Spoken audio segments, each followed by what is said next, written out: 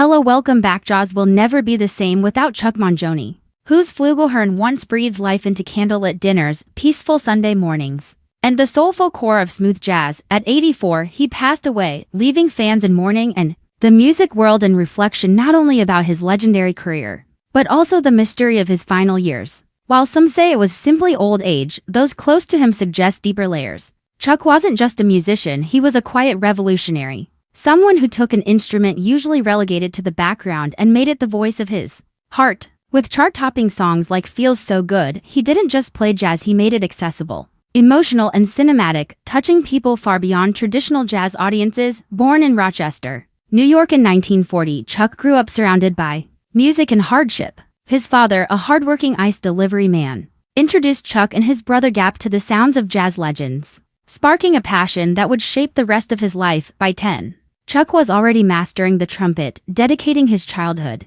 to studying music while most kids played games. He later refined his craft at the Eastman School of Music, laying the foundation for a career defined by soul and emotion more than speed or flair. Forming the Jazz Brothers with Gap, Chuck stepped into the spotlight with a raw and gritty sound that caught the attention of jazz greats like Art Blakey, forever changing his path. Unlike many of his contemporaries, Chuck leaned into the emotional side of jazz, giving the flugelhorn center stage. In the mid-70s, his sound transformed from niche to universal. Then came Feels So Good, the song that almost never was. Record executives dismissed it as background music, but Chuck believed in its soul. He fought for it, even threatening to leave his label unless they gave it a chance. When the single dropped in 1978, it exploded, hitting number 4 on the Billboard Hot 100 and crossing over into mainstream radio. Suddenly, Chuck wasn't just a jazz artist, he was a household name, playing sold-out arenas, writing music for the Olympics, and appearing in pop culture references across television.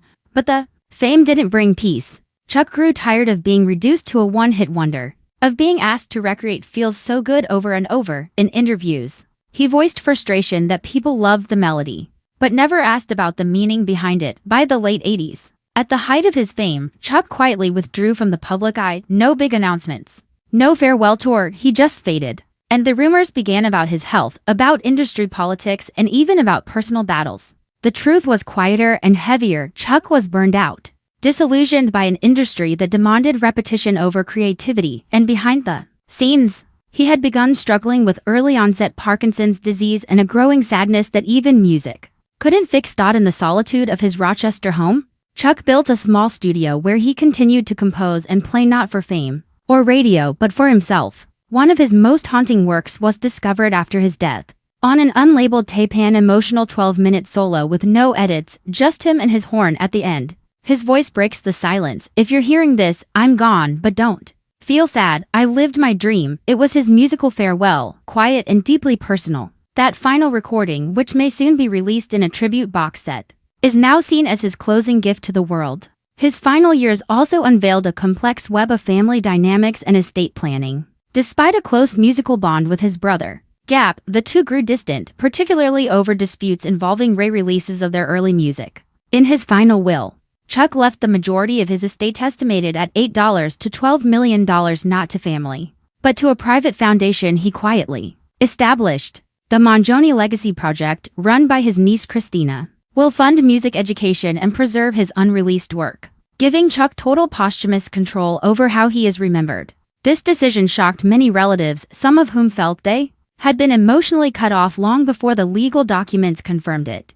Plans had once been made for Chuck to return to the stage one last time, in a farewell concert at Eastman Theater in Rochester. Fans eagerly bought tickets, the event billed as a full-circle celebration.